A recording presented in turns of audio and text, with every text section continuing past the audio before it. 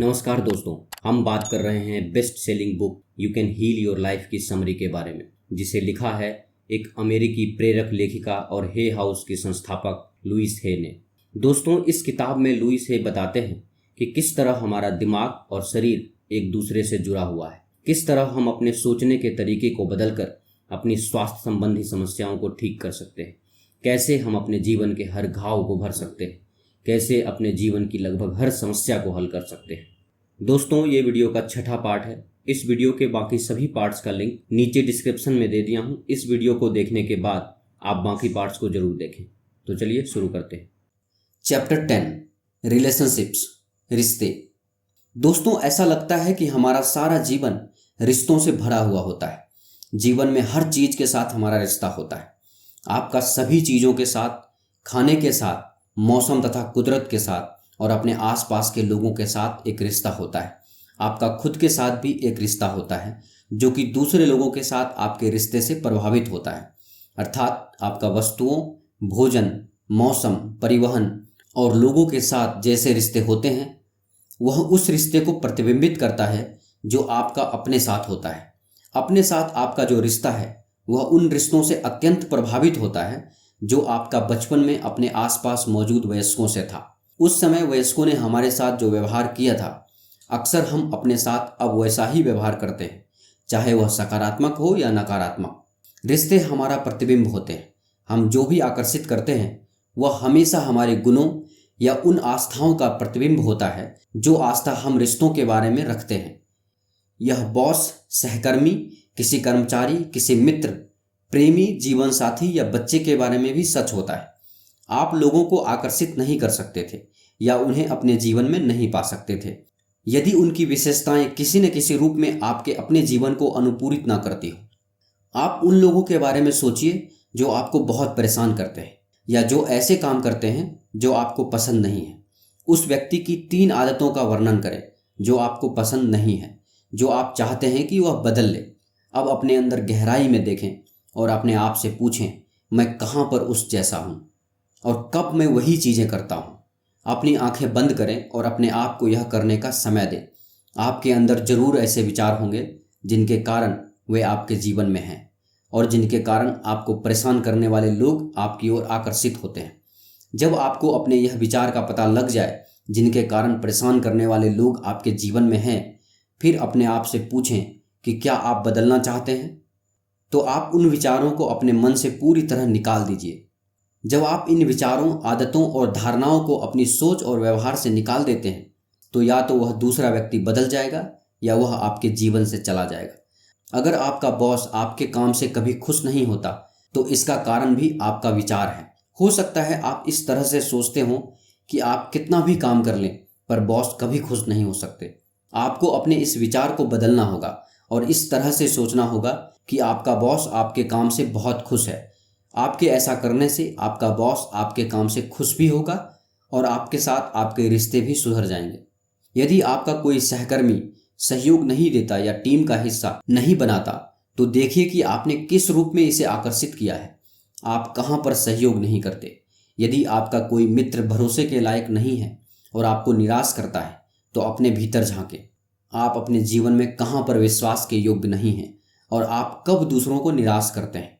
क्या यह आपकी धारणा है? यदि आपका प्रेमी उदासीन है और स्नेही नहीं है तो यह देखें कि क्या आपके अंदर ऐसी धारणा है जो बचपन में अपने माता पिता को देखने से आई हो और कहती हो प्रेम उदासीन और प्रदर्शन न करने योग्य होता है। अगर आप कोई बिजनेस करते हैं और आपका कोई कर्मचारी अपना काम ठीक से नहीं करता तो इस मामले में भी आपके विचार उसे ऐसा करने को मजबूर कर रहे हैं। आपका काम यह पता लगाना है कि आपके कौन से विचारों के कारण आपका कर्मचारी ठीक से काम नहीं कर रहा है। आपके लिए ऐसे कर्मचारी को काम से निकालना बहुत आसान है, लेकिन उससे आपके वह विचार बदल नहीं जाएंगे और आपके नए कर्मचारी भी ठीक से काम नहीं करेंगे। इसीलिए बेहतर यही है कि आप अपने कर्मचारियों के प्रति निगेटिव विचारों को बदल दें या उन्हें अपने मन से पूरी तरह निकाल दें। और जब आप ऐसा करेंगे तो आपका वही कर्मचारी बिल्कुल वैसा ही काम करके देगा जैसा आप उससे करवाना चाहते हैं। अपने विचारों को बदलना ही दूसरे को बदलने का सबसे अच्छा तरीका है। अपने दृष्टिकोण को बदलें और आप पाएंगे कि वे भी भिन्न थे। दोष देना व्यर्थ है। दोषारोपण केवल हमारी ऊर्जा नष्ट करता है। अपनी ऊर्जा अपने पास रखें। ऊर्जा के बिना हम परिवर्तन नहीं ला सकते। असहाय, पीड़ित कभी भी अपना समाधान नहीं खोज सकता। प्रेम का आवाहन। प्रेम उस समय आता है जब हमें उसकी उम्मीद नहीं होती, जब हम उसकी तलाश में नहीं होते। प्रेम के पीछे पड़ने से हमें कभी सही साथी नहीं मिलता। यह केवल चाह और असंतोष उत्पन्न करता है। प्रेम कभी हमारे बाहर नहीं होता, प्रेम तो हमारे भीतर है। इस बात पर जोर ना दें कि प्रेम तत्काल आ जाए। शायद आप उसके लिए तैयार नहीं हैं, या आप अपने प्यार को आकर्षित करने के लिए पर्याप्त विकसित नहीं हो पाए हैं। किसी को पाना है, सिर्फ इसीलिए किसी से रिश्ता ना बनाएं, समझौता ना करें, अपने मानदंड स्थापित करें। आप किस प्रकार का प्रेम चाहते हैं, अपने गुणों की सूची बनाएं, और फिर आप ऐसे व्यक्ति को आकृष्ट करेंगे जिनमें वे सभी गुण होंगे जो आपकी चाहत थी। आप अपने उस विचारों की जांच कर सकते हैं कि कौन से विचार आपसे प्रेम को दूर रख रही है। क्या वह आलोचना हो सकती है, अयोग्य होने की भावनाएं, अनुपयुक्त मानदंड, अंतरंगता का भय, ऐसी धारणा कि आप प्रेम के योग्य नहीं हैं। जब प्रेम आए तो उसके लिए तैयार रहें। आधार तैयार करें और प्रेम को घोषित करने के लिए तैयार हो जाएं। खुद प्रेम करें और आपको प्रेम मिलेगा। प्रेम के प्रति मन खुला रखें और उसका स्वागत करें। चैप्टर 11, वर्क, काम। दोस्तों, इस अध्याय में लेखिका कहती है कि ज़्यादातर लोग अपने काम के बारे में इस तरह से सोचते हैं, मैं यह नौकरी नहीं कर सकता, मुझे अपने बॉस से नफरत है, मैं अपने सहकर्मियों से अच्छे रिश्ते नहीं बना पाता, मैं ज़्यादा पैसे नहीं कमा रहा। यह नकारात्मक और बचाववादी विचार हैं जो बहुत से लोग अपने काम के बारे में सोचते हैं। आप क्या सोचते हैं कि यह विचार आपको किस स्थिति में ला सकता है? अगर आपके भी अपने काम के बारे में कुछ ऐसे ही विचार हैं, यदि आप अपनी स्थिति को बदलना चाहते हैं, यदि आपको काम में समस्याएं आ रही है, या यदि आपके पास काम नहीं है, तो आपकी समस्याओं के लिए मैं आपको एक समाधान बताना चाहता हूँ। सबसे पहले अपने वर्तमान स्थिति को प्रेम से अपनाएं। महसूस करें कि यह आपके सफलता के मार्ग पर एक कदम है। आप अपनी ही सोच की वजह से इस स्थिति में हैं। यदि वे आपके साथ वैसा व्यवहार नहीं कर रहे हैं जैसा आप चाहते हैं, तो आपकी चेतना में ऐसा दृष्टिकोण है जो ऐसे विचार को और व्यवहार को आकर्षित कर रहा है। आप इस तरह से सोचना शुरू कीजिए कि ऑफिस में सब कुछ अच्छा चल रहा है, मैं हमेशा सबसे बढ़िया बॉस के साथ काम करता हूँ, मेरा बॉस हमेशा मुझसे सम्मान और शिष्टता से पेश आता है और उसके साथ काम करना बहुत आसान है। यह विचार सारा जीवन आपके साथ रहेगा और जब आप बॉस बनेंगे तो आप भी वैसे ही होंगे। ऐसा सोचिए कि ऑफिस में सभी लोग आपके काम को पसंद करते हैं। ऑफिस में काम करते हुए अच्छा महसूस कीजिए और ऑफिस में काम करने वाले लोगों के बारे में अपनी सोच पॉजिटिव रखिए। अगर आप इस तरह से अपने विचारों को बदल देंगे तो आपकी काम की स्थिति भी बदल जाएगी और आपको अपना काम पसंद आएगा। अगर आपके ऑफिस में कोई भी व्यक्ति आपको परेशान करता है तो उसे बदलने के लिए आप उसके बारे में पॉजिटिव विचार करना शुरू कीजिए। जब आप अपना ध्यान उसकी अच्छाइयों पर केंद्रित करेंगे तो उसका व्यवहार आपके लिए बदल जाएगा या वह आपसे दूर चला जाएगा। आप अपनी नौकरी, अपने बिजनेस और उससे मिलने वाले धन के लिए कृतज्ञता की भावनाएं महसूस करें। अपने काम को पूरी लगन से करें और सभी के लिए पॉजिटिव सोच रखें। चैप्टर 12, सक्सेस, सफलता। दोस्तों, आपके लिए असफलता का क्या मतलब है? क्या इसका अर्थ यह है कि कोई काम आपकी इच्छा या उम्मीद के अनुसार नहीं हुआ? लेखिका कहती है, अनुभव का नियम हमेशा सटीक होता है। हम अपने आंतरिक विचारों और आस्थाओं को बिल्कुल सही ढंग से बाहर प्रदर्शित करते हैं। अगर आप किसी काम में असफल होते हैं तो इसका मतलब है कि या तो उस काम के बारे में आपके विचार नकारात्मक हैं, या आपने अवश्य कोई कमी छोड़ी होगी, या आपके मन में किसी विश्वास ने आपको बताया होगा कि आप यह पाने के योग्य नहीं हैं, या आपने अयोग्य महसूस किया होगा। अपने इन्हीं विचारों के कारण हम उस काम में सफल नहीं हो पाते। एक पुरानी कहावत है, यदि आप पहली बार में सफल न हो पाएं तो फिर से कोशिश करना जारी रखें। इसका अर्थ यह नहीं कि खुद को प्रताड़ित करें और वही पुराना तरीका फिर से आजमाएं। इसका अर्थ है कि अपनी त्रुटि को पहचानें और कोई और समाधान आजमाएं जब तक कि आप उसे ठीक ठीक ना कर पाएं। मुझे लगता है कि पूरे जीवन सफलता से सफलता तक जाना हमारा स्वाभाविक जन्मसिद्ध अधिकार है। यदि हम यह नहीं कर पा रहे हैं तो या तो हम अपनी अंदरूनी क्षमताओं से तालमेल नहीं बिठा रहे, या हम नहीं मानते कि यह हमारे लिए सच हो सकता है, या हम अपनी सफलताओं को पहचान नहीं पाते। जब हम ऐसे मानक निर्धारित करते हैं जो हमारी वर्तमान स्थिति से बहुत अधिक ऊंचे होते हैं, ऐसे मानक जो संभवतः अभी हम प्राप्त करने की स्थिति में नहीं हैं, तो हम हमेशा विफल होंगे। सोचिए, छोटा सा बच्चा चलना सीखता है तो वह कई बार चलते चलते गिरता है। जब वह थोड़ा सा चलता है तो माता पिता और परिवार के सदस्य उसकी तारीफ करते हैं और खुश होते हैं। ऐसा करने से बच्चे को हिम्मत मिलती है और वह और कोशिश करता है। हर रोज अभ्यास करने से वह एक दिन पूरी तरह खड़ा होकर ठीक से चलने लगता है। लेकिन जब आप कोई काम करते हैं तो आप अपनी तारीफ नहीं करते और खुद को उसे ठीक से करने के काबिल नहीं समझते, इसीलिए बार बार उस काम में असफल होते हैं। आपको उस बच्चे की तरह खुद की तारीफ करनी है और किसी भी काम के लिए अपनी सोच को पॉजिटिव रखना है। आप किसी भी काम को कर सकते हैं और आप में दुनिया के हर काम को करने की काबिलियत है। किसी भी काम में सफल होने के लिए आपको अभ्यास करना पड़ता है, आजमाने और सीखने का समय होता है। बस बार बार अभ्यास करके ही हम कुछ नया सीख सकते हैं और उसे अपना एक स्वाभाविक अंग बना सकते हैं।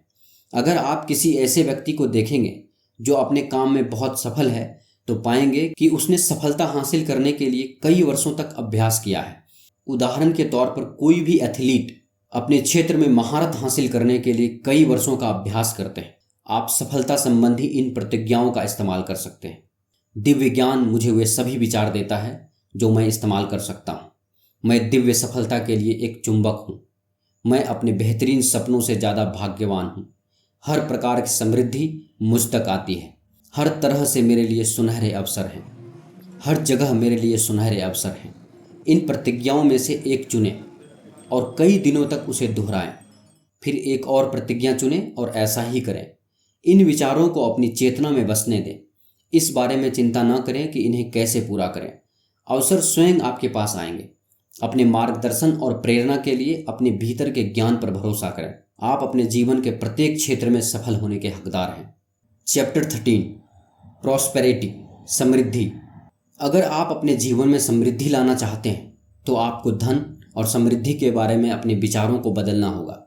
उदाहरण के तौर पर कुछ लोग सोचते हैं कि पैसे पैर पर नहीं लगते या पैसे कमाने के लिए कड़ी मेहनत करनी पड़ती है।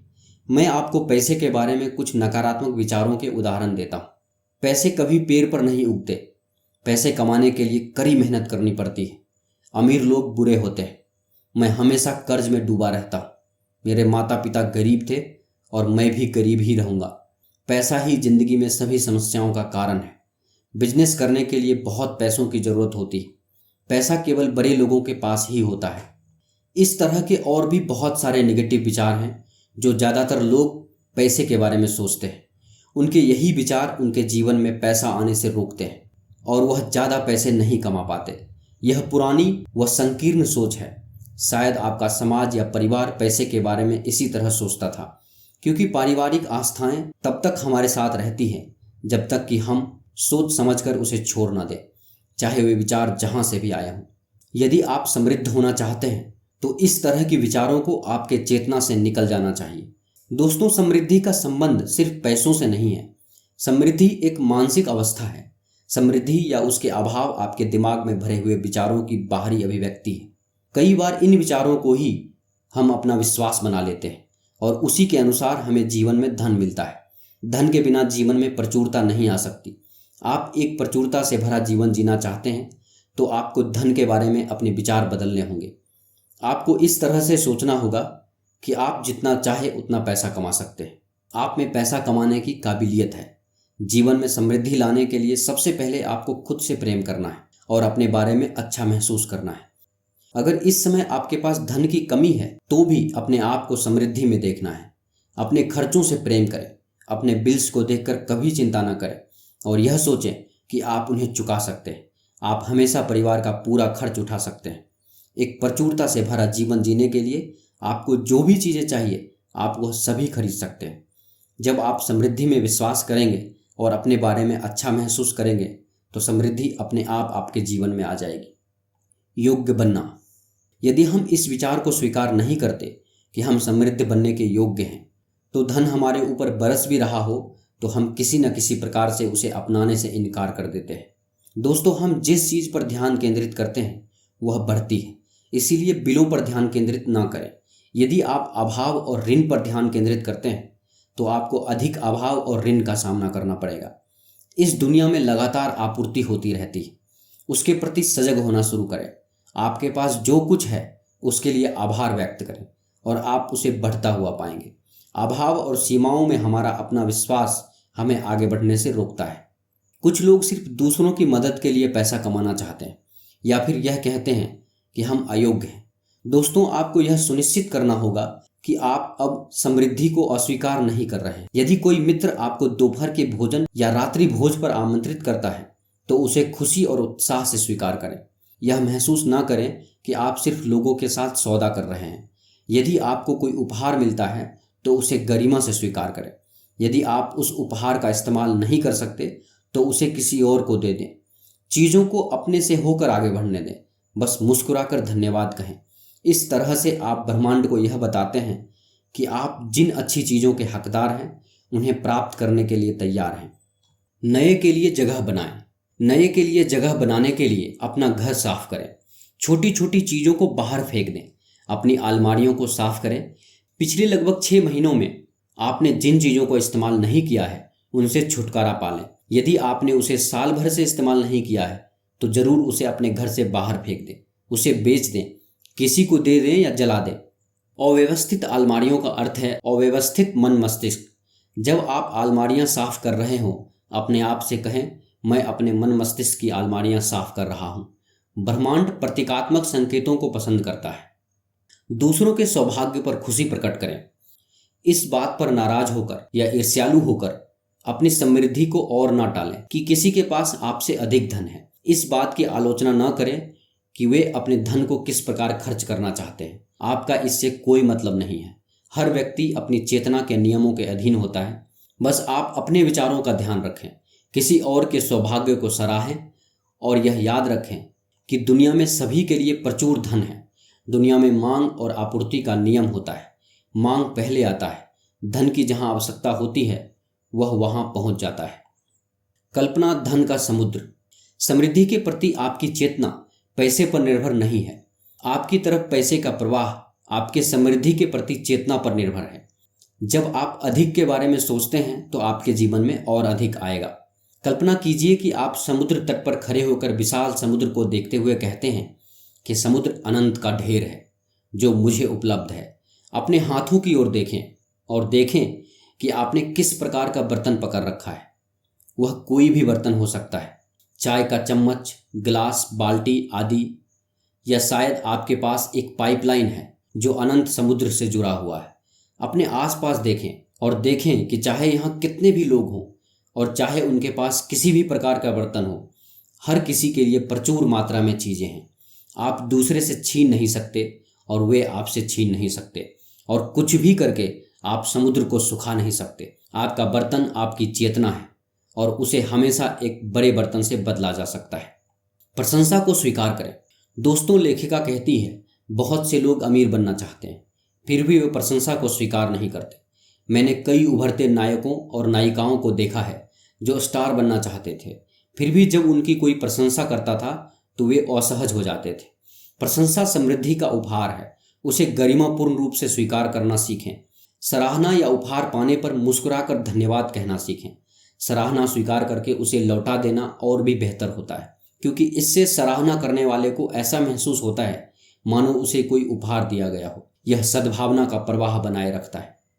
चैप्टर 14, द बॉडी, आपका शरीर। दोस्तों, हमें अपने शरीर को समझना सीखना चाहिए। हमारा शरीर हमें अपनी बीमारी और परेशानी के बारे में क्या बताना चाहता है।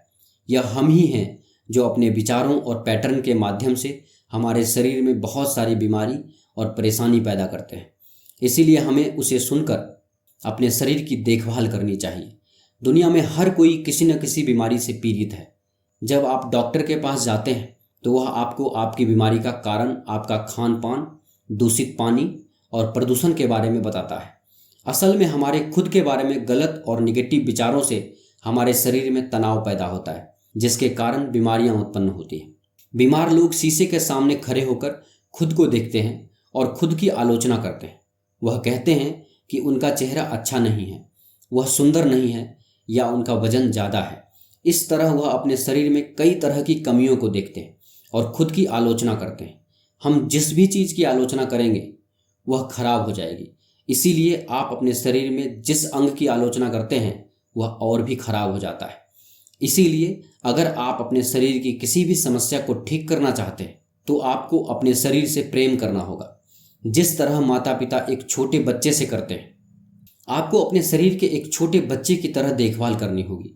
आपको शरीर की समस्याओं और बीमारियों से ध्यान हटाकर मानसिक तस्वीरों में अपने आप को पूरी तरह स्वस्थ देखना होगा।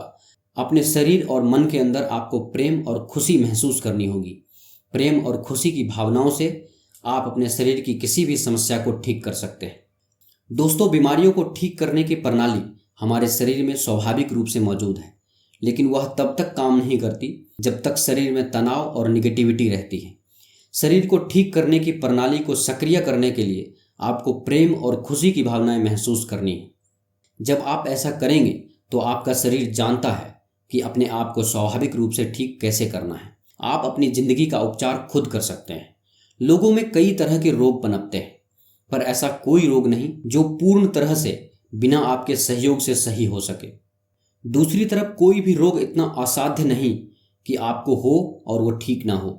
लुईस हे अपने हे हाउस में इसी सकारात्मक विचारों की तकनीक से एड्स और कैंसर जैसे रोगों को भी हराकर लोगों को सही करती है।